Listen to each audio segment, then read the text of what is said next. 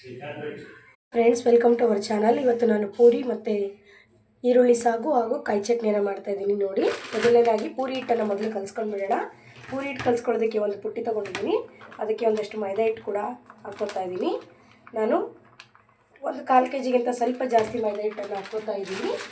ಹಾಗೆ ಸ್ವಲ್ಪ ಬಾಂಬೆ ರವೆ ಕೂಡ ಸೇರಿಸ್ಕೊತಾ ಇದ್ದೀನಿ. ಇದು ಮೇಯ್ನ್ ಇಂಗ್ರೀಡಿಯೆಂಟ್ಸು. ಬಾಂಬೆ ರವೆ ಹಾಕೋದ್ರಿಂದ ಪೂರಿ ತುಂಬಾ ಚೆನ್ನಾಗಿ ಸಾಫ್ಟಾಗಿ ಉಬ್ಬಿ ಬರುತ್ತೆ. ಹಾಗೆ ಅದಕ್ಕೆ ಸ್ವಲ್ಪ ಗೋಧಿ ಹಿಟ್ಟು ಕೂಡ ಹಾಕೋತಾ ಇದ್ದೀನಿ, ಚಪಾತಿ ಹಿಟ್ಟು. ಇಷ್ಟು ಹಾಕ್ಕೊಂಡು ಈಗ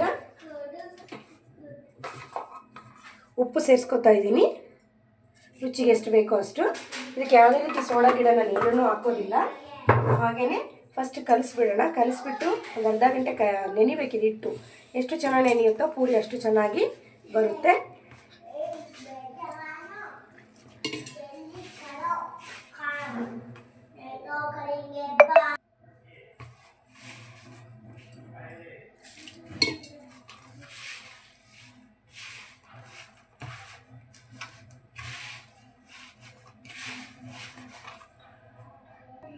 ನೋಡಿ ಫ್ರೆಂಡ್ಸ್, ಹಿಟ್ಟು ಈ ರೀತಿಯಾಗಿ ಕಲಸಿಟ್ಕೊಂಡಿದ್ದೀನಿ.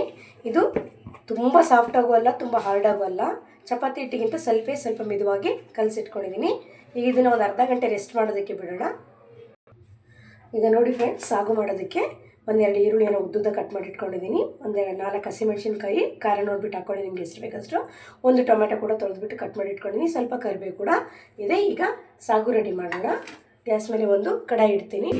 ನೋಡಿ, ಗ್ಯಾಸ್ ಮೇಲೆ ಕಡಾಯಿ ಇಟ್ಟಿದ್ದೀನಿ. ಈಗ ಇದು ಕಾಯ್ತಾ ಇದೆ. ಕಾದಿದ ಮೇಲೆ ಅದಕ್ಕೆ ಸ್ವಲ್ಪ ಎಣ್ಣೆ ಹಾಕ್ಕೊಳ್ಳೋಣ.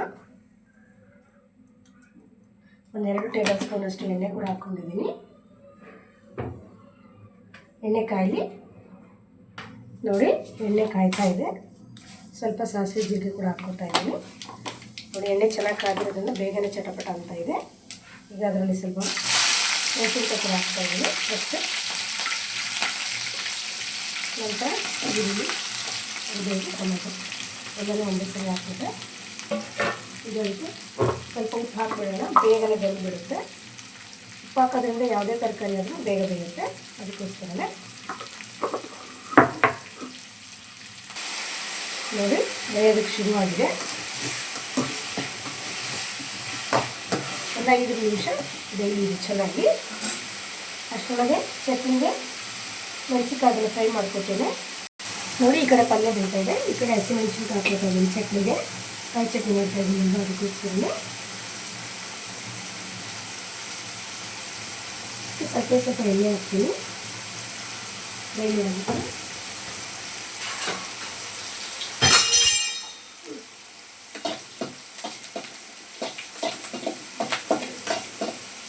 ಫ್ರೈ ಆಗ್ತಾಯಿದೆ. ಈ ಕಡೆ ಪಲ್ಯ ಕೂಡ ರೆಡಿ ಆಗ್ತದೆ. ಸಾಗು, ಈರುಳ್ಳಿ ಸಾಗು.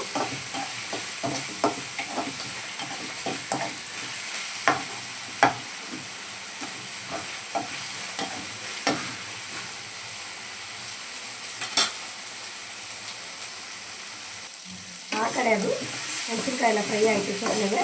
ಇದು ಕೂಡ ಬೇಯ್ತಾ ಇದೆ. ಸ್ವಲ್ಪ ಬೇಯಿ. ನೋಡಿ, ಆಲ್ಮೋಸ್ಟ್ ಬೆಂದಿದೆ. ಇನ್ನು ಸ್ವಲ್ಪ ಬೇಯಬೇಕು. ಪೂರಿನಲ್ಲಿ ಆಲೂ ಸಾಗು ತುಂಬ ಚೆನ್ನಾಗಿರುತ್ತೆ. ಆದರೆ ಕೆಲವೊಬ್ರು ಆಲೂ ಸಾಗು ತಿನ್ನೋಲ್ವಲ್ಲ, ಆಲೂ ತಿನ್ನಲ್ಲ ಅಂಥವ್ರಿಗೆ ಈರುಳ್ಳಿ ಸಾಗು ಕೂಡ ತುಂಬಾ ಚೆನ್ನಾಗಿರುತ್ತೆ. ನಿಮ್ಗೆ ಆಲೂ ಸಾಗುನೇ ಇಷ್ಟ ಅಂದರೆ ಆಲೂ ಸಾಗುನೇ ಮಾಡ್ಕೊಬೋದು ಪೂರಿನಲ್ಲಿ. ಇವಾಗ ಇದಕ್ಕೆ ಸ್ವಲ್ಪ ನೀರು ಸೇರಿಸ್ಕೊಳ್ಳೋಣ. ಮೊದಲೇ ನೀರು ಸೇರಿಸ್ಬಿಟ್ರೆ ಚೆನ್ನಾಗಿ ಬೇಯೋದಿಲ್ಲ. ಸ್ವಲ್ಪ ಬೆಂದ ಮೇಲೆ ನೀರು ಸೇರಿಸ್ಕೋಬೇಕು.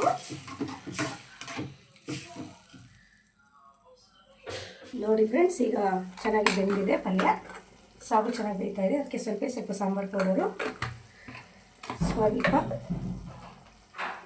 ಚಿಟಿಕೆಯಷ್ಟು ಅರಿಶಿಣ ಹಾಕಬೇಕಾಗಿರೋದು. ಕಡಲೆ ಹಿಟ್ಟು ಇಷ್ಟೇ, ಸ್ವಲ್ಪನೇ ತೊಗೋಬೇಕು. 1 ಸ್ಪೂನು ಅಥವಾ ಸ್ವಲ್ಪ ಜಾಸ್ತಿ. ತುಂಬ ಜಾಸ್ತಿ ಹಾಕೋದ್ರಿಂದ ಅದು ಗಟ್ಟಿ ಆಗಿಬಿಡುತ್ತೆ. ಜಾಸ್ತಿ ಗಟ್ಟಿ ಆಗಿಬಿಟ್ರೆ ತಿನ್ನೋಕ್ಕೆ ಇಷ್ಟ ಆಗೋಲ್ಲ. ಹಾಗಾಗಿ ಅದನ್ನು ಚೆನ್ನಾಗಿ ಮಿಕ್ಸ್ ಮಾಡಿ ನೀರು ಹಾಕ್ಬಿಟ್ಟು ಸ್ವಲ್ಪ ನೋಡಿ ಚೆನ್ನಾಗಿ ಮಿಕ್ಸ್ ಮಾಡೋಣ. ತೆಳ್ಳಗೆ ಮಾಡಿಬಿಟ್ಟೆ ಹಾಕಬೇಕು, ಹಂಗಾದ್ರೆ ಚೆನ್ನಾಗಾಗುತ್ತೆ. ನೋಡಿ, ಹಾಕ್ತಾಯಿದ್ದೀನಿ. ಇನ್ನೂ ಸ್ವಲ್ಪ ಬೇಕಾದ್ರೆ ನೀರು ಆ್ಯಡ್ ಮಾಡ್ಕೋಬೋದು. ಕಡಲೆ ಹಿಟ್ಟು ಹಾಕಿದ್ಮೇಲೆ ತಿಕ್ನೆಸ್ ತಾನಾಗೆ ಬಂದುಬಿಡುತ್ತೆ ಅದು. ಇದೆ ನೋಡಿ, ಒಂದು 2 ಮಿನಿಟ್ಸ್ ಸ್ವಲ್ಪನೇ ಬೇಯಕ್ಕೆ ಶುರುವಾಗ್ಬಿಡ್ತು ಅಂದರೆ ಅದು ತಿಕ್ನೆಸ್ ಶುರುವಾಗ್ಬಿಡುತ್ತೆ. ತುಂಬಾ ಚೆನ್ನಾಗಿರುತ್ತೆ. ಅಷ್ಟರೊಳಗೆ ಕಾಯಿ ಚಟ್ನಿ ರುಬ್ಕೊಂಡು ಬರ್ತದೆ. ಕಾಯಿ ಚಟ್ನಿ ಮಾಡೋದಕ್ಕೆ ಒಂದು ಹಿಡಿಯಷ್ಟು ಕಾಯಿ ತುರಿ ತೊಗೊಂಡಿದ್ದೀನಿ. ಹಾಗೆ ಒಂದು ಸ್ವಲ್ಪ ಪುಟಾಣಿ ಹಾಕ್ತಾಯಿದ್ದೀನಿ. ಒಂಚೂರು ನಿಂಬೆಹಣ್ಣು, ಹಾಗೆ ಫ್ರೈ ಮಾಡಿರುವಂತಹ ಚಿಲ್ಲಿ ಕೂಡ ಹಾಕ್ತಾಯಿದ್ದೀನಿ. ಸ್ವಲ್ಪ ರುಚಿಗೆ ತಕ್ಕಷ್ಟು ಉಪ್ಪು ಕೂಡ ಆ್ಯಡ್ ಮಾಡ್ಕೊಳ್ಳೋಣ ಚಟ್ನಿನಲ್ಲಿ.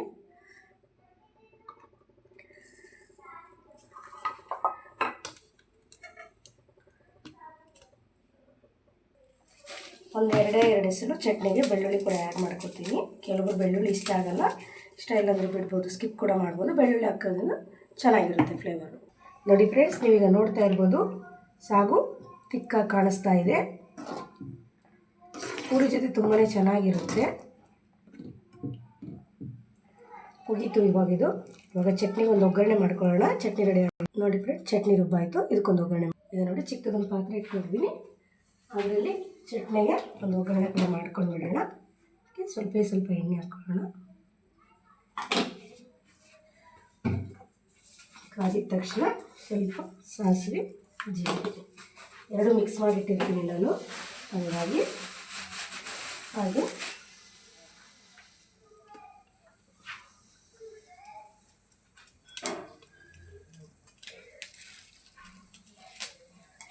ಕಾಯೋದಕ್ಕೆ ಶುರುವಾಗ್ತಾ ಇದೆ.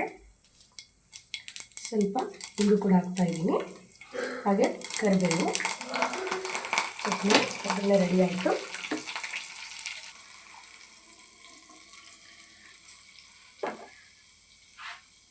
ನೋಡಿ ಚಟ್ನಿ ಕೂಡ ರೆಡಿ ಆಯಿತು. ಈಗ ಸಾಗು ರೆಡಿ ಆಯಿತು, ಚಟ್ನಿ ರೆಡಿ ಆಯಿತು. ಈಗೇನಿದ್ರು ಪೂರಿ ಮಾಡೋದೊಂದು ಬ್ಯಾಲೆನ್ಸ್, ಪೂರಿ ಮಾಡ್ತೇನೆ. ಫಸ್ಟ್ ಒಂದು ಗ್ಯಾಸ್ ಮೇಲೆ ಕಡಾಯಿ ಇಟ್ಟಿದ್ದೀನಿ ಕಾಯೋದಕ್ಕೆ. ಎಣ್ಣೆ ಕೂಡ ಹಾಕ್ಕೊಳ್ತೀನಿ.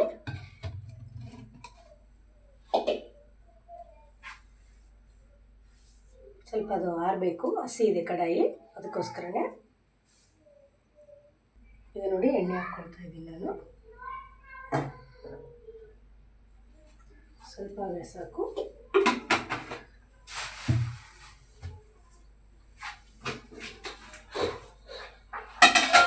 ನೋಡಿ ಪೂರಿ ಇಟ್ಟು ನೆನೆಯೋಕೆ ಇಟ್ಟಿದ್ವಿ ಅಲ್ವಾ, ಚೆನ್ನಾಗಿ ನೆಂದಿದೆ.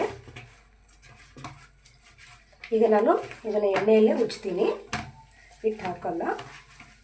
ಸ್ವಲ್ಪ ಎಣ್ಣೆ ಕಾಯಬೇಕು. ಎಣ್ಣೆ ಕಾಯೋಷ್ಟರೊಳಗೆ ಪೂರಿ ಉಜ್ಕೊಂಡು ಬಿಡ್ತೀನಿ. ನೋಡಿ ಫ್ರೆಂಡ್ಸ್, ಈಗ ಎಣ್ಣೆ ಚೆನ್ನಾಗಿ ಕಾದಿದೆ.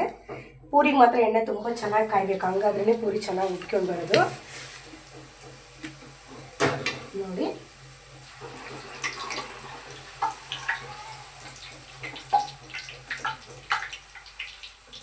ನೋಡ್ತಾ ಇರ್ಬೋದು, ಎರಡು ಕಡೆ ಕೆಂಪುಗಾಗಬೇಕು.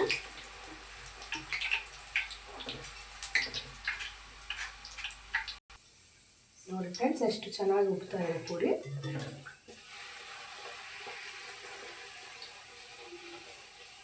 ಎರಡು ಕಡೆ ಚೆನ್ನಾಗಿ ಬೇಯಿಸ್ಕೋಬೇಕು ಕೆಂಪುಗೆ. ಎಣ್ಣೆ ಎಷ್ಟು ಚೆನ್ನಾಗಿ ಕಾಯ್ತೋ ಪೂರಿ ಅಷ್ಟು ಚೆನ್ನಾಗಿ ಬರುತ್ತೆ. ನೋಡಿ ಇನ್ನೂ ಒಂದು ಮಾಡಿ ತೋರಿಸ್ತೀನಿ.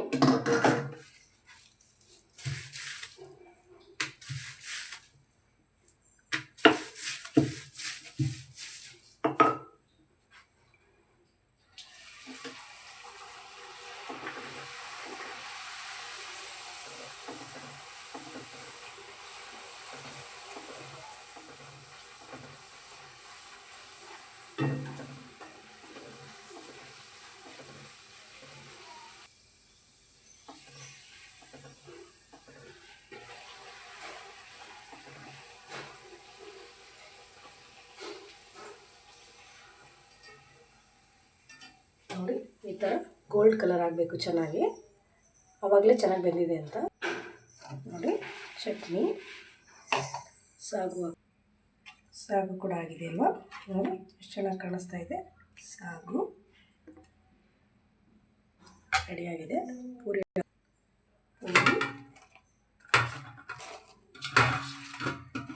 ನೋಡಿ ಪೂರಿ ಕೂಡ ರೆಡಿ ಆಯಿತು. ನೋಡಿ ಫ್ರೆಂಡ್ಸ್, ಎರಡೇ ಬೆರಳಿಂದ ಕಟ್ ಮಾಡ್ಬೋದು. ನೋಡಿ ಎಷ್ಟು ಚೆನ್ನಾಗಿದೆ. ನೀವು ಕೂಡ ಟ್ರೈ ಮಾಡಿ. ಇಷ್ಟ ಆದರೆ ನನ್ನ ವಿಡಿಯೋಗೆ ಒಂದು ಲೈಕ್ ಮಾಡಿ, ಶೇರ್ ಮಾಡಿ, ಕಮೆಂಟ್ ಮಾಡಿ. Thank you.